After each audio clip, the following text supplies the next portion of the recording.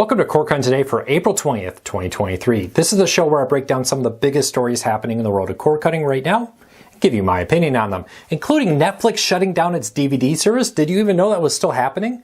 Bally Sports may finally lose some sports. It has only a few more days to make a payment, or it could lose some MLB teams. T-Mobile has a big announcement today. We're going to tell you what we know about it, what you can expect, and a whole lot more in this video. First though, a few things. If you want to find out more about these stories, check out the show notes down below and in the first pinned comment. I'll put a link to each story there so you can read them for yourself and come up with your own opinions. I'd love to hear from you.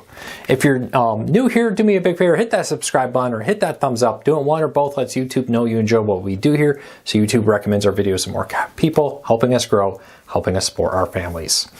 So, and hopefully we can help you break free from the high cost of cable TV and still watch the shows you enjoy. So with that all said, let's dive into it, starting off with Netflix DVD service. Now, you may remember quite a few years ago, Netflix talked about spinning it off. I think they were going to call it something like Quickster or something, and that got really bad negative feedback, and that went away. But they did ultimately spin off their DVD service into something called DVD.com, a Netflix company that would still ship you DVDs. And the pricing was $9.99 for one DVD at a time, $14.99 for two DVDs at a time, or Blu-rays, and $19.99 for 3 at a time discs with that. Now, Netflix has announced that starting their last day to ship discs will be September 29, 2023. The final day they're going to actually bill customers is the August bill. So if you're still a customer here, you'll be billed in August, and then you'll be able to use the service until it shuts down at the end of September, even if it means a week or two of not being billed with that, for example. After that, you'll still have until sometime in October to return discs. If you don't return them, Netflix says they will bill you a no return disc fee. Honestly, I think I have one Netflix disc probably still somewhere here from when I used to have the disc plan. Probably a lot of other people do too. I'm assuming these red envelopes are going to quickly become collector's items if they haven't already. But this marks the end of 25 years of Netflix sending DVDs in the mail and Blu-rays and more to people with that. Unfortunately, it's coming to an end. Not a big surprise. The revenue from their DVDs makes up just 0.5% of all the revenue Netflix makes, and revenue was down 20% last year compared to the first quarter of this year compared to the first quarter of last year, I should say. So no big surprise there that they're shutting this down. But sad day, sad trombone for a classic service that honestly Netflix kind of helped propel cord cutting. Made people realize, hey, there's other ways to watch content, especially when streaming came, but DVDs too helped with that. But Netflix has also had another big announcement. They're going to be cracking down on password sharing. Now, they've launched this in other countries, like Canada, where they say their crackdown on passwords actually resulted in more people subscribing to Netflix. And now they announce in the second quarter, so over the next few months between now and the end of June, they're going to start rolling out password sharing crackdowns here in the United States that will limit your ability to watch it outside your home. They say you'll still be able to, for example, go to a hotel and access Netflix for a week, but they are going to crack down on your ability to be gone for months at a time. A lot of people wondered, hey, I have a cottage, or maybe we rent an Airbnb or something in the winter. We go down to Florida for a few months. If you live in Michigan, you know how that is. And Netflix says they will work to make that possible for people, and it's been working in other areas. But they want to crack down on people sharing their passwords between multiple homes, your brothers, your sisters, parents, whatever, all sharing the same account. For example, all living in different homes in different areas. According to Netflix, accounts are meant for people living in the same household, not for people out there. So sorry, college students, not for you apparently with this. But they reportedly plan to have you set a primary location in your home. This will be your new primary area. When you travel outside of it, you will be able to log in for a limited amount of time there, but only for a limited amount of time. You won't be permanently able to be logged into other accounts with that. So we'll see. Pricing for extra accounts to be able to add somebody to your account that doesn't live with you has ranged from €3.99 in Portugal to all the ways up to $7.99 in New Zealand for local money with that. So we'll see what the actual pricing in the United States is once they announce it. All right, we got a lot to cover, so let's kind of rip through a lot of these stories. Bally Sports may lose in their first MLB team on May 6th. Bally Sports, according to the Sports Business Journal, failed to make an important payment to the Reds. They now have until May 6th to make a payment, or on May 6th, the TV rights for the Reds go back to the MLB, and MLB will start airing it themselves, streaming online. MLB says they're fully prepared to do this. They have backup plans in place, but they're not the only ones. There's also fights right now happening with the Minnesota Twins and the Cleveland Guardians to have them also accept lower payments in exchange to keep getting paid. MLB says, no, you pay us or we want our rights back. Bally Sports may only be a few more weeks, and then we'll see our first MLB team have to stream in market through MLB.TV or some other partnership. There's been some rumors about YouTube in order to offer it in market. We'll see how that all plays out. All right, next story up. T-Mobile has a mysterious announcement today. They announced yesterday that they have some big announcement of a very Un-carrier move, and the announcement says, let's go.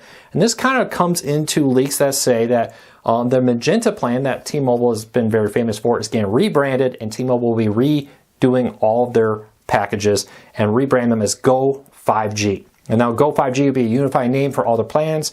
They'll have Go 5G for different tiers and more with it. But that's all we know. We don't really know if this means price changing. We don't know what this means for some features and more. This event will be happening at 9 a.m. Pacific, 12 p.m. Eastern. They have an error in the press announcement. I just noticed in the story that I copy paste. They say 12 a.m. Eastern. That's 12 p.m. Eastern. We copied and pasted that from the TiVo press release, so I just noticed that there was an error there. But 12 p.m. Eastern here, we will be having full coverage over at CoreCutorsNews.com. So if you're watching it there, head over to Core Cutters News. If it's after that, check out the press release. But I suspect that there will be some changes to the way the plans are. It doesn't make sense to just change the name. If you're just changing the name, you wouldn't spend all that money. My guess is they're reconfiguring the packages and what they offer there. We'll see what happens, what T-Mobile's doing with this on it. But let me know, what would you like to see T-Mobile do? What do you think they're going to do with the big announcement today?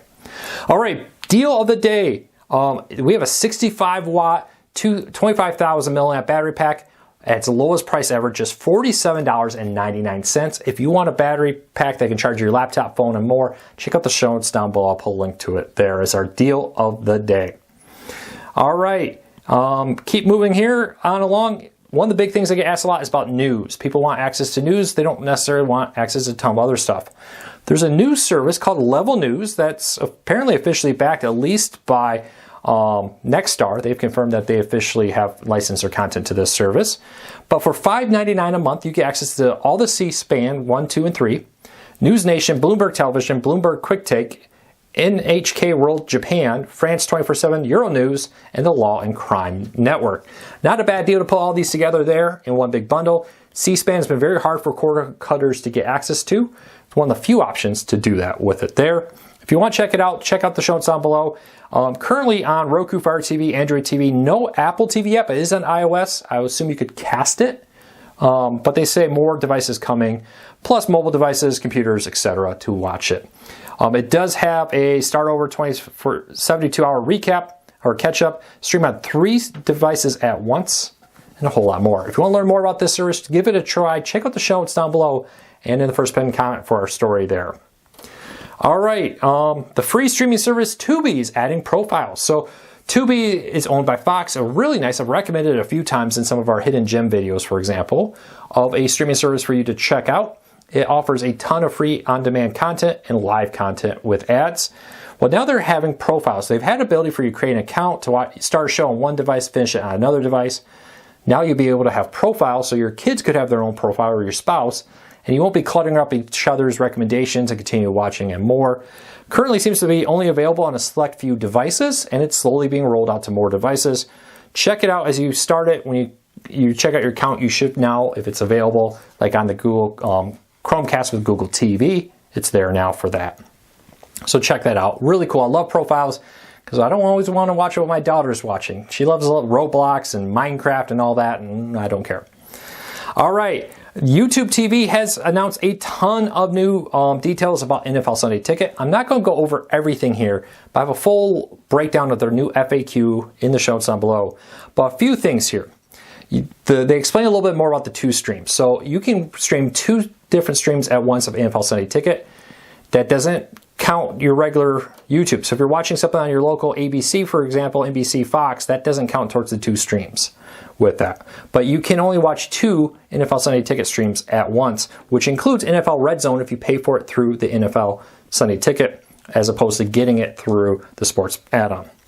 There's no DVR, there's no student discount, or there is DVR, excuse me, there's no on-demand. You can DVR programs through it. There's no student discounts. There is the ability to rewind, fast forward, and that through it. And there's no monthly payment plan with this at this time, they say. They do have a whole lot more in there that's very interesting. Check out our show post notes down there for the full breakdown if you want to find out everything about it. I'll put a link to it there so you can read all the announcements that they made about NFL Sunday Ticket. And lastly, yesterday the Disney Channel turned 40, I should say this week. The Disney Channel is now 40. The question is, will it still be here in 10 years? A growing number of countries, including France, Australia, UK, New Zealand, Switzerland, and Germany, have all shut down, or Disney has shut down the Disney Channel in those areas, directing people over to Disney+. Be interested to see when that comes to the United States. I think the Disney Channel, Nickelodeon, all that's living on borrowed time. The average age of their viewers are now over 18, well outside their target demographic. The number of viewers actually watching it in 2014 was 1.96 million on average. Now in 2022, it was only 0.18 million. They didn't even have a million, not even close to a million average viewers there. So check out that story. But I'd love to know, question of the day for all of you. Will the Disney Channel, Nickelodeon, all these kids' networks, Cartoon Network, be here in 10 years? I think not. My daughter is now 10. She never watches those networks, even though we have it on multiple live TV streaming services. She's on YouTube and Netflix and all those kind of things. So let me know if you think they will still be here in a year. Well, that's it for today. I hope you have a fantastic day. Take care. Be safe. I'll be back again real soon.